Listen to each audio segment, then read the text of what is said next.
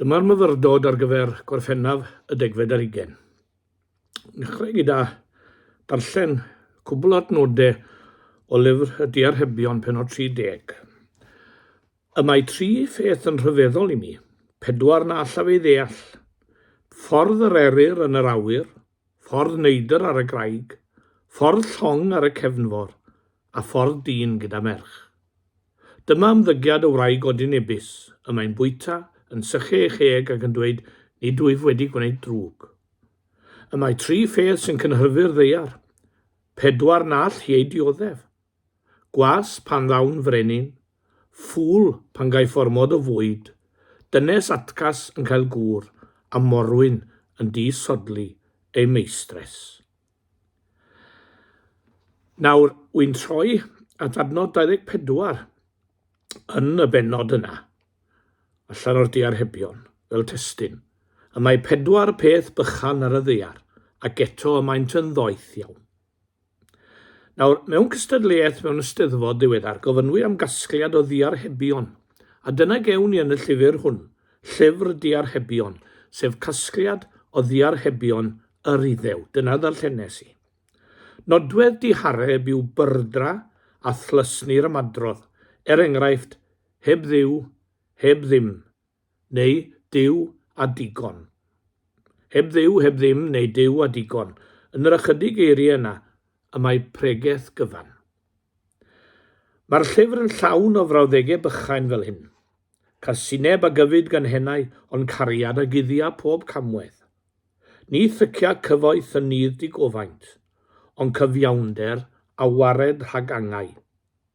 Gwell yw ychydig gyda gofn yr arglwydd, na thrysor mawr a thrallod gyda gef. Yr anniwiol a ffi heb neb yn ei erlyd. Y wialen a cherydd a rydd o'i thineb, ond y mab a gaffo ei rwysg ei hun a gywilyddia ei fan. Na chi ychydig o enghreifftiau. Yn y benod gyntaf, dywedir wrthym pam y casglwyd hwy. I beri gwybodaeth doethineb ac addysg, i ddeall cyfiawnder ac uniondeb, i roi callineb i'r anghall, ac i'r bachgen wybodaeth a synwyr. Nawr, ar un o'r darluniau bach yr hoffwn edrych, sef adnod y testyn, ein dysgu oddi wrth fyd natur am na'r awdur, i ni wedi dysgu llawer erioed o'r fan honno, di ni. Roedd Crist yn defnyddio natur, y wynwydden, yr heiwr yn hau, y lili, y radar ac yn y blaen. A'n cyfeirio ni wna at 4 peth bychan sydd ar y ddeiar. 4 o greaduried bach digon di-sylw, ond mor fychan ydynt, ac mor di-sylw a di-amddiffyn, eto meddai, maent yn ddoeth iawn. Maent mor ddoeth fel y gallwn ni ddynion ddysgu gwers o ddiwrthynt. Y cyntaf yw'r morgrig, y morgrigyn. Nid yw morgrig yn bobl nerthol, eto maent yn darparu eu lluniaeth yn yr haf. Nawr, tebyg yw fod yr awdur fel ninne wedi codi carreg rhyw dro, a chanfod y morgrig oddi tannu. Beth a welwn ni? Y creaduried bach yn gwau trwy gilydd, pob un a'i lwyth, pob un wrthi a'i holl egni yn casglu i'r ystôr. Mor ddiwyd ydynt. Wrthi yn yr haf, yn casglu lluniaeth ar gyfer y geia sydd o'i blaen, bryd na allant gasglu. Tybia fe weld yn gosod y garreg yn ôl yn troi ffwrdd a dechrau meddwl, nid yw'r morgrig medd yn bobl nerthol, ond eto, hynny, maent yn darparu eu lluniaeth yn yr haf. Dyma ddysgodd, diwydrwydd a'r rhag ofal. Diwydrwydd. Creadur bach diarhebol am ei ddiwydrwydd yw y morgrig. Mynd o hyd. Mae digon o fynd yn ein byd ni heddi. Gormod o fynd falle. Mae mynd mawr yn Llundain yn dos e. Pobl fel morgrig ar yr underground yn mynd. Mae nhw'n rhedeg heibio eich ar yr escalators yn dyn nhw.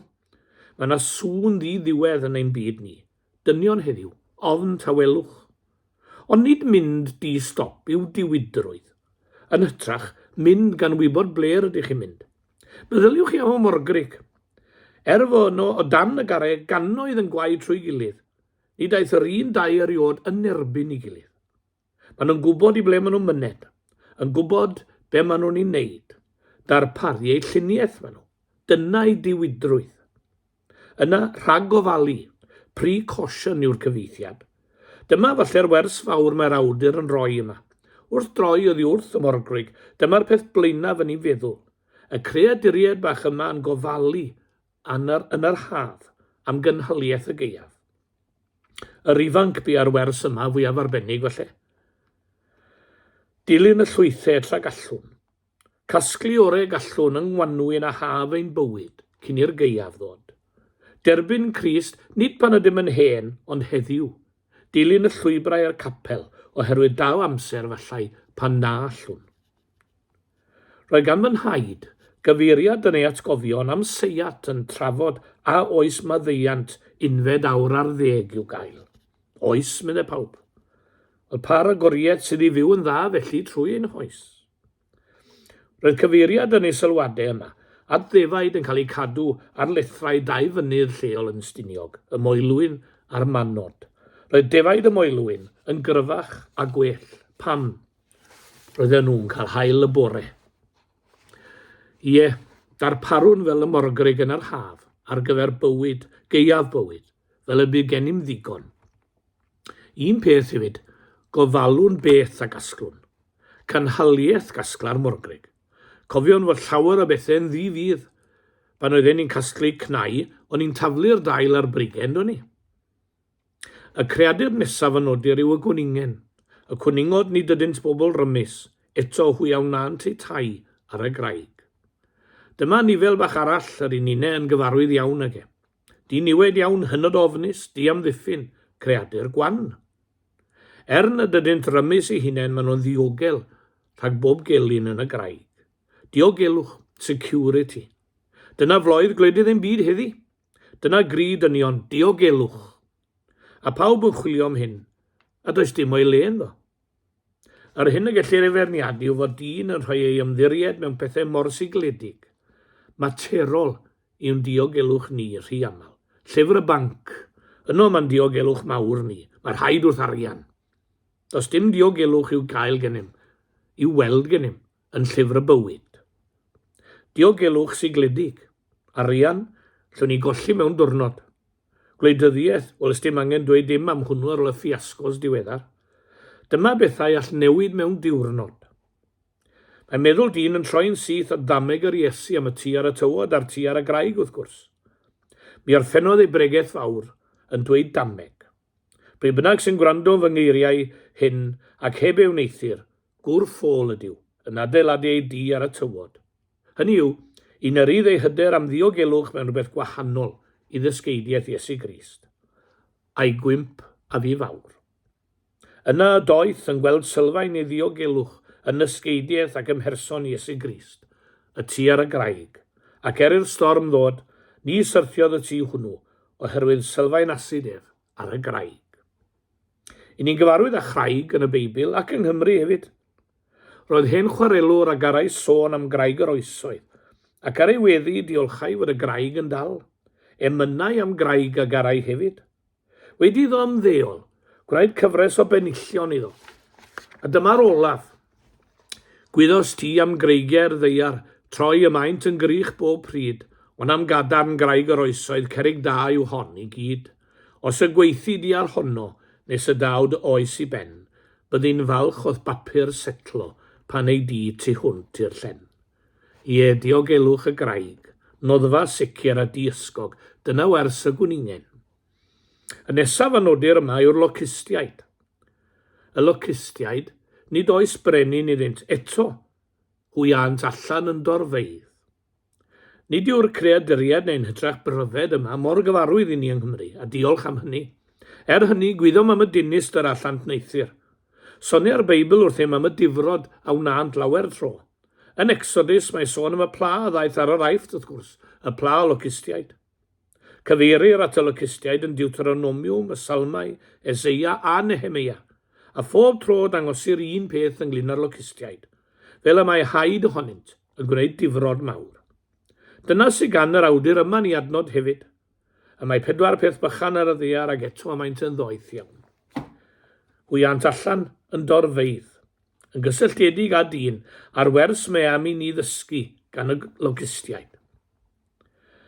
Yn unol, pan mae cysylltiad rhwng gallwn innau neu difrod mawr. Difrod mawr ar yr rhengoedd gwrth Gristnogol sydd ar gynnydd yn ein gwlad.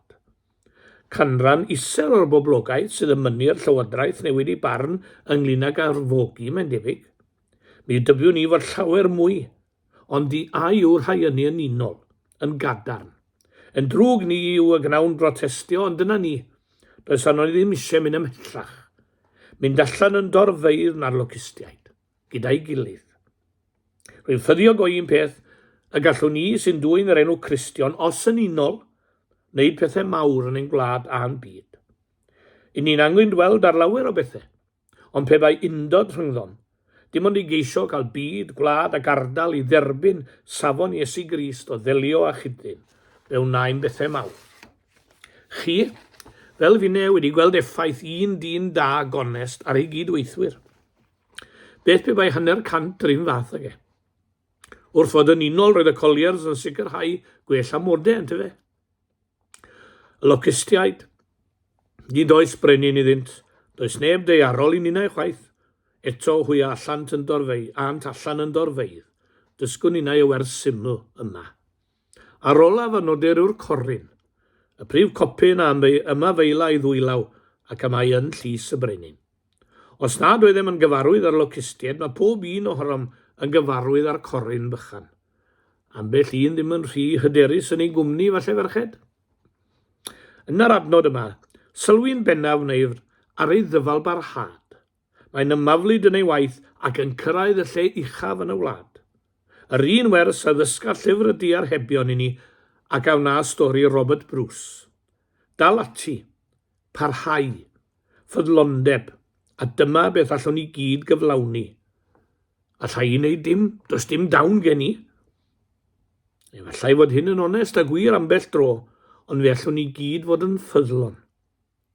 Peth gwael yw dechrau, ac yna gadael gwaith ar ei hanner. Dechrau'n dda yna'r hyr gorau iddi. Nid dyna ddysgur i ni yn y Diarhebion, ond dyfal barhad a ffyddlondeb yng ngwyneb popeth i ffordd a dysgeidiaeth Iesu Grist. Wel, dyna ni 4 gwers gan 4 Creadur Bychan, gwers o fyd natur. Rhag ofalu, casglu cynhaliaeth tragallwn, gwers y morgrig. Diogelwch, adeiladu ar y graig, gwers y gwningen. Cydweithrediad, sefyll fel un dros ein cred, gwers y logistiaid. Dyfal barhad a ffyddlondeb, yr hyn allwn oll i wneud, gwers y corrin. Gwersi syml ond buddiol iawn mi gredaf, i ni gyd. Y mae 4 peth bychan ar y ddaear, ac eto y maent yn ddoeth iawn, mwyn ei enw. Orffennwn ni gyda gair o weddi eto.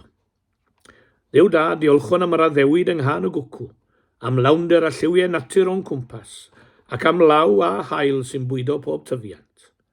Gweithiad y haf yn omninau bob un, glawi arnom gawodyd y ras a ddeiant, mwyn i ninnau dyfu'n gyrfach ac yn llawnach yn ein ffydd a'n hadnabyddiaeth ohono ti, ac mwyn i'n bywydau ddwy'n ffrwyth mewn gweithredoedd da.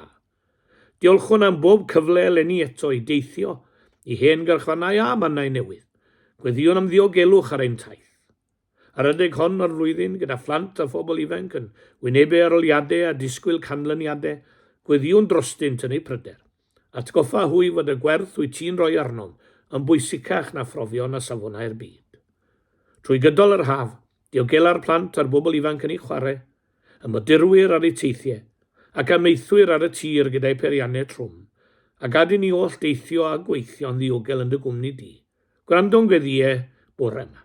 Derbyn yn diolch am addem beie, yn enw'r arglwydd Iesu Grist. Amen. Ga i ddymuno haf hapus i bob un ohonoch chi a welai chi ym mis Medi.